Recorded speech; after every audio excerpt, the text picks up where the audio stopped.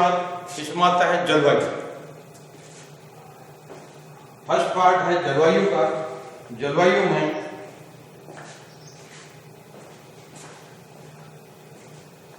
जो क्लाइमेट होता है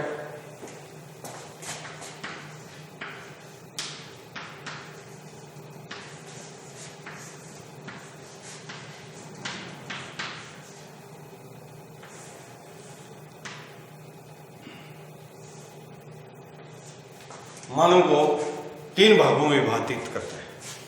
जैसे ठंडे क्षेत्र में रहने वाला मानव, हॉट गर्म क्षेत्र में रहने वाला मानव तथा अनुकूल जलवायु, न वहाँ ज़्यादा अधिक ठंड है न ज़्यादा गर्मी है, अनुकूल जलवायु में रहने वाला। अगर इन तीनों कैटेगरियों के मानव की अपन तुलना की जाए तो इनमें विभिन्न प्रकार की प्रकृति के साथ संघर्ष करने की क्षमता होती है। अगर ठंडे एरिया के मानव को गर्म क्षेत्र में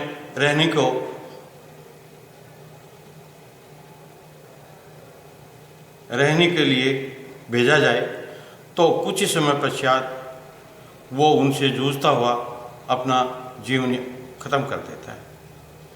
इस प्रकार से कि वो उस एरिया में, उस क्षेत्र में अपने को अनुकूल ढाल चुका है। ऐसी परिस्थितियां ये जलवायु के अनुकूल मानव को के हर कार्य क्षेत्र में असर करती है।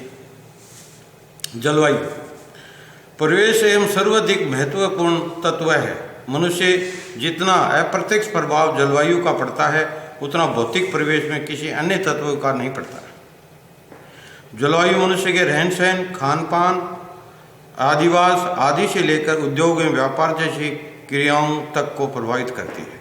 मनुष्य के अनेक क्रियाकलापों पर क्षेत्र विशेष में मिट्टियों का प्रभाव पड़ता है। मिट्टियाँ संबंधित क्षेत्र में शैल समूह को संबंधित होती हैं। शैल समूह उत्पत्ति के आधार पर आग्नेय, पर्वतार एवं पर्वतीय शैल वर्गों में बांटे जाते हैं। अपतनकारी शक्तियों के प्रभाव में शैल विशिष्ट होते हैं तथा मिट्टियाँ बनाते हैं। मिट्टियाँ चयन पर प्रभाव डालती हैं और भवन सड़क निर्माणकारी पदार्थों के रूप में काम में लाई जाती हैं। खनिज पदार्थ भौतिक परिवेश की आजीविकाओं में आते हैं तथा उत्खनन कार्य को प्रभावित करते हैं। खनिजों में विविधता संभवतः पाई जाती है। खनिजों में उदाहरण एक छोटे नागपुर पठार का कोयला, लोहा, बॉक्साइट, अभ्रक जैसा खनिजों की उपस्थिति औद्योगिक विशेषताओं की स्थापना करता है। जहाँ केवल 1 या 2 किस्म के असंबंधित खनिज मिलते हैं वहाँ मात्रा उत्खनन क्रिया होती है। उदाहरण मलेशिया टिन का निर्यात करता है। वेनेजुएला पेट्रोलियम का निर्यात करता है क्योंकि वहाँ मात्रा में खनिज ही प्रधान है। खनिजों में उपस्थिति मानव समूह को प्रभावित करती है तथा खनिजों की उपस्थिति पारस्परिक निर्भरता अंतर्राष्ट्रीय नीति एवं आयात निर्यात निर्धारण को प्रभावित करती है।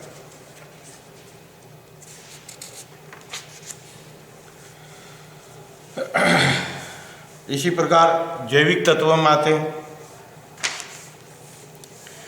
जैविक तत्व भौतिक परिवेश में जैविक तत्वों में वनस्पति एवं पशुओं को सम्मिलित किया जाता है। वनस्पति मानव जीवन का आधार है। प्राकृतिक वनस्पति मानव परिस्थितियों का नियामक होती है। मनुष्य प्रकृति वनस्पति के कुछ किस्मों को खेती में माध्यम से नियोजित करता है। मनुष्य का भोजन, सामग्री, फर्नीचर जैसे कार्य प्रत्यक्ष रूप से वनस्पति पर संबंधित हैं। पर्यावरण, सौंदर्य एवं शुद्धता, वर्षा की मात्रा, भूमि संरक्षण, चारागाह आदि पर प्राकृतिक वनस्पति का अधिक प्रभाव पड़ता है। इसी तरह पशु के भी मानव भूगोल के विशेष क्षेत्र में आ जाता है।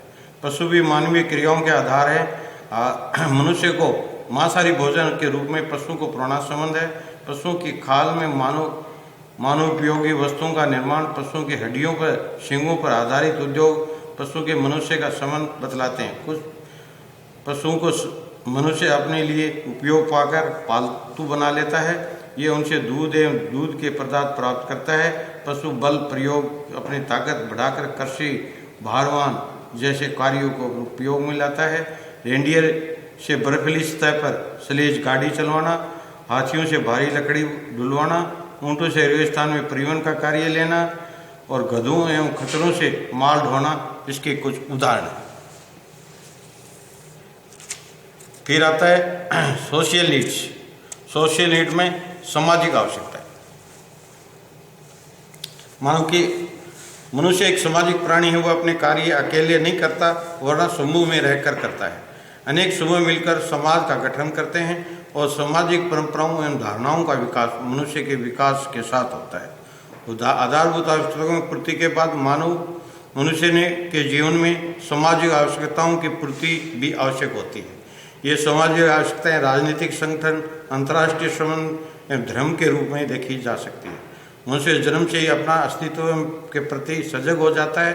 वह अपने घर द्वार, पूर्वा अथवा मोहल्ला, ग्राम अथवा नगर आदि की सीमाओं को प्रति चैतन्य रहता है।